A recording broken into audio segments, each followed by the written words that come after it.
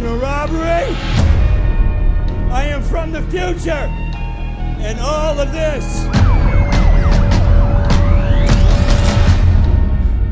goes horribly wrong. At the time, no one knew how deranged he was.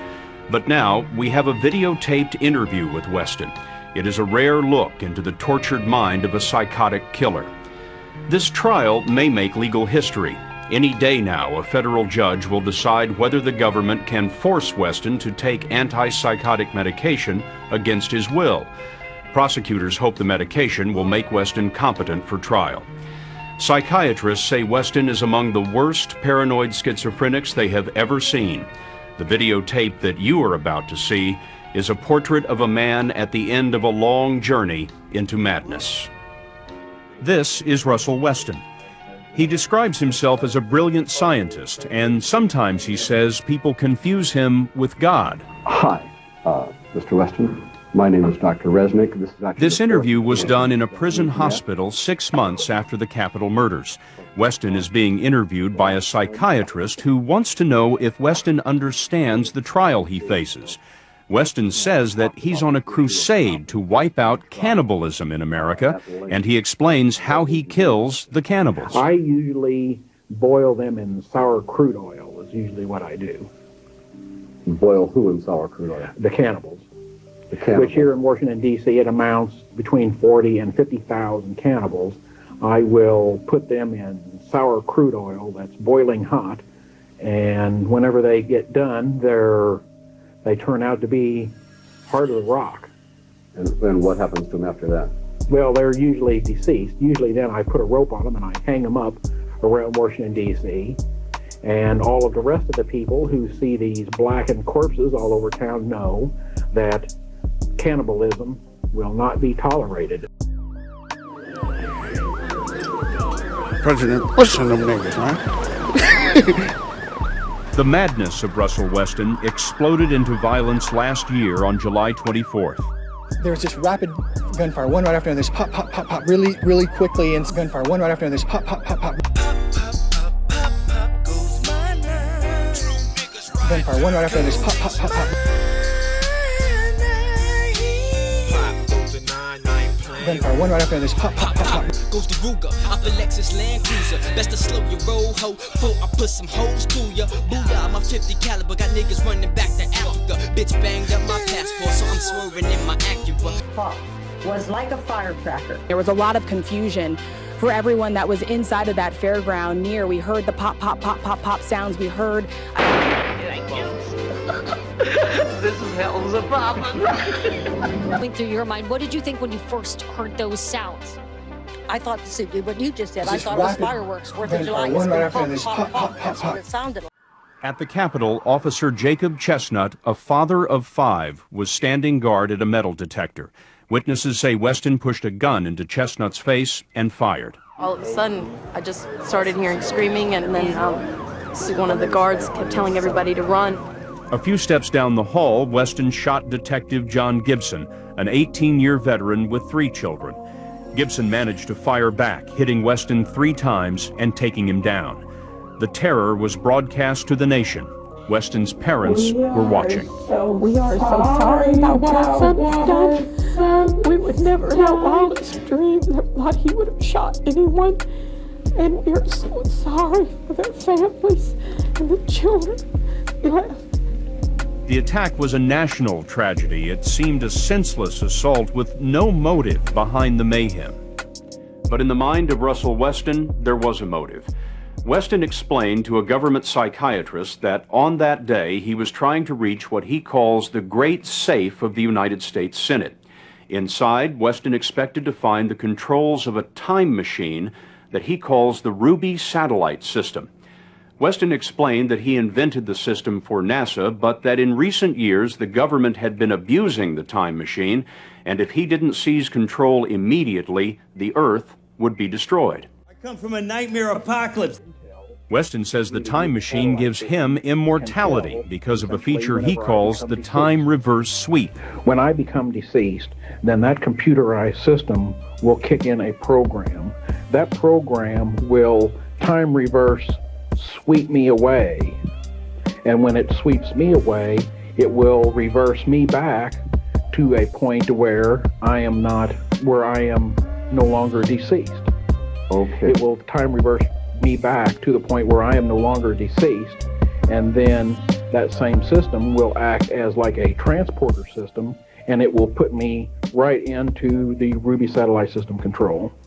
When we watch Russel Weston on that tape, what are we seeing? We're seeing someone with a brain disorder. Okay, schizophrenia is not about hard knocks growing up or about bad mothering. It's a brain disorder that renders him unable to separate fact from fiction. Xavier Amador is a psychologist and a leading authority on schizophrenia. He was instrumental in the defense of another infamous schizophrenic, Ted Kaczynski, the Unabomber. What is it like to be Russel Weston?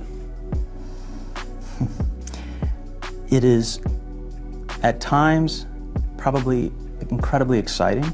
His delusions are such that he feels really important. He has some grandiose delusions. And at other times, incredibly frightening. This is somebody who believes that there have been implantations in his teeth that are controlling him, that satellites are controlling him and other people, that his life is in danger. Shortly after the shootings, we talked to Weston's parents, Russell and Arva Jo. They said their son feared even them. He thought that we were trying to kill him with the explosives in his television box that, you know, we get from our microwave cable. And his mother, you know, we tried to explain to him that none of that was true, but he was scared to death that somebody was trying to kill him. Weston grew up in rural Illinois, a C student with a talent for fixing machines. 13 years ago, at the age of 29, he was diagnosed as a paranoid schizophrenic. He was in and out of mental hospitals. Usually he refused to take his medication. Like most schizophrenics, he was not considered dangerous because he'd never hurt anyone. As a young man, he traveled to Montana and lived isolated in a cabin. Ironically, he was only 40 miles from Ted Kaczynski's shack. He never met the Unabomber, but when Kaczynski was arrested, Weston watched the coverage day and night, and his paranoia deepened. You just don't know what happened, you know, what went wrong, when did it go wrong, why. You just ask 1,000 questions and there's no answer to it. His delusions began to focus more and more on the U.S. government. In fact, the U.S. Secret Service interviewed Weston twice because he told them that President Clinton had sent a Navy commando to Illinois in order to kill him. Then, in 1996, Weston bought a new suit, told his parents goodbye, and drove from Illinois to Langley, Virginia, where he walked into the headquarters of the CIA and announced that he was there to apply for a job as the assistant director. My name is Rusty Weston. I am a clone. A CIA agent interviewed Weston. That's Weston on the left. The interview occurred 2 years before the Capitol shootings. But by the way, you're also sworn to extreme secrecy on this too. By you knowing this story, most likely you will end up dying for it. The CIA apparently considered Weston harmless and sent him on his way. Weston is refusing to take his medication. The question now is whether drugs can make him competent to stand trial. Just listen to what he says about the judge in the case, Emmett Sullivan. I have found that Judge Sullivan was involved with black market racketeering, and murder and cannibalism also. That Judge Sullivan personally engaged in racketeering, yes, cannibalism, and murder. Yes. All right. And if that were true, how would that affect your trial in particular? I am seeking to expose that conduct and to thwart them from continuing in that conduct. Can he stand trial? Can he understand what's going on around him?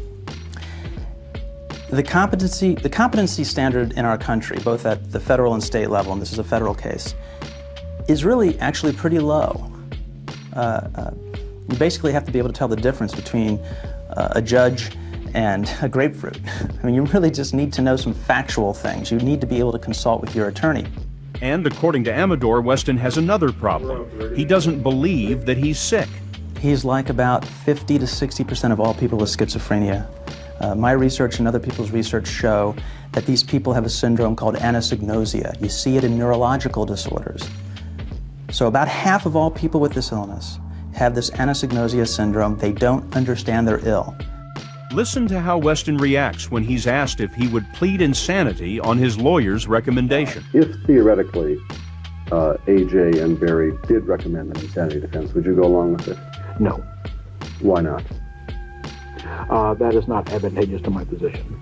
First of all, do you perceive yourself as being mentally ill? No. All right. Is that the primary reason that you'd reject an insanity defense? That is correct, yes. Prosecutors want to force Weston to take antipsychotic medication. The government says there's a 70 to 75% chance that Weston will become competent. The prosecutors couldn't talk to us because the case is pending, but David Schertler is a former federal prosecutor who headed up the Washington Homicide Division, the same division that's prosecuting Weston. What does it mean to involuntarily medicate him? Are you talking about strapping him down and putting an IV in his arm? Yes, involuntary medication in its most extreme form would involve restraining somebody, strapping them down, and forcibly, either through intravenous medication or through injections, providing them the medication that they need.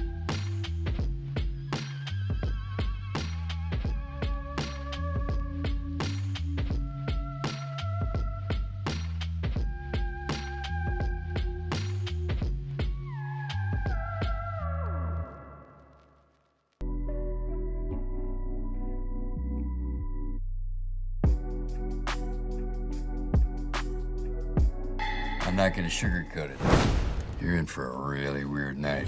Then usually I get sent off to an institution someplace. And what happens to you there? Well, I stay there and they drug the heck out of me until they figure that I'm ready to stand trial.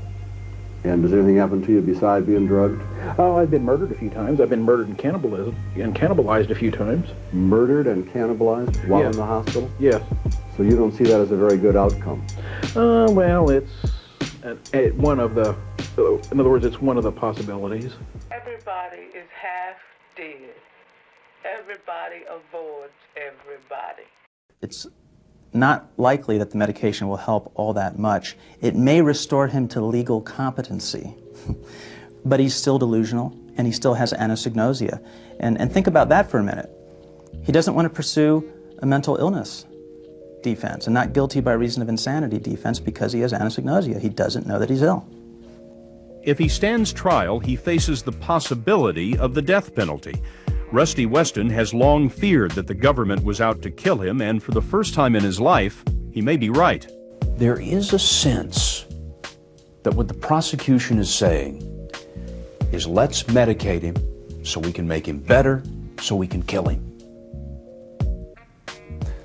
Is a sense that what the prosecution is saying is let's medicate him so we can make him better, so we can kill him.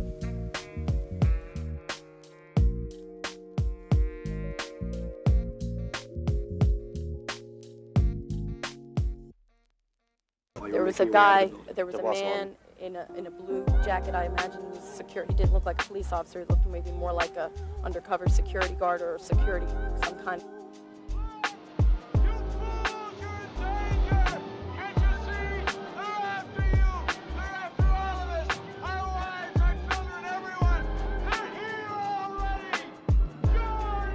The security guy, he said, everybody needs to run, everybody needs to get out of the building. And at that point, then I realized, it had to be shots, obviously.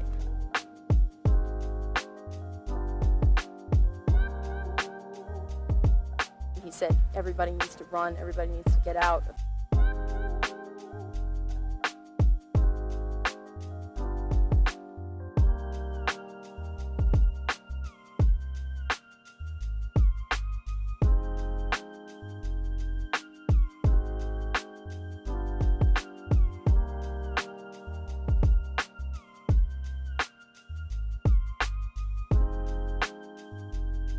And then there was just a lot of fire, and then there was a lull, and they just started screaming, "Get out, get out." And so we just took off running.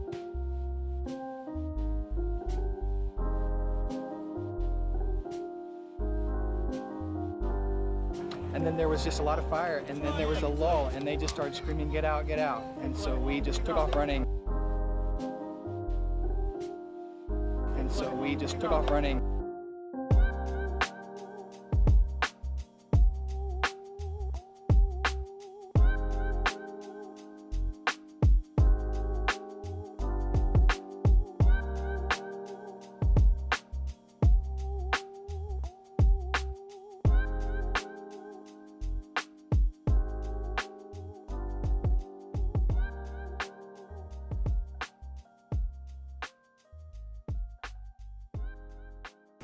And when death is imposed, what'll happen? I will be, in other words, given the death sentence. In other words, I will be made to die. All right, and then? And then after that, whenever I die, I only die for maybe 3 or 4 seconds, maybe not even that long. In other words, as soon as I die, then I end up in what I call the Great Safe of the U.S. Senate is what it's called, which is the Ruby satellite control. Does Russell Weston know he's in trouble? No, he doesn't understand that he's in trouble. He doesn't. You really, if you go inside his head, he is on safe ground. This is a belief he's held for well over a decade, that he can control time. If it goes to a trial and that's what it is, and you know, that they say that he murdered people, that he wasn't mentally incompetent, we will accept whatever the jury However comes. heartbreaking it is, Yeah. we will have to accept that because he did kill these 2 people. We know that the best that in this whole situation that we can even hope for is that he will be in a mental institution the rest of his life. I was hoping that there would be a lot more flowers here than there are. And I feel like it could be a sea of flowers here as well, because they gave up their lives for this event. I'm sorry for the families. The purple and yellow, but first I gotta bang bang the boogie to the boogie. You hear me? I'm not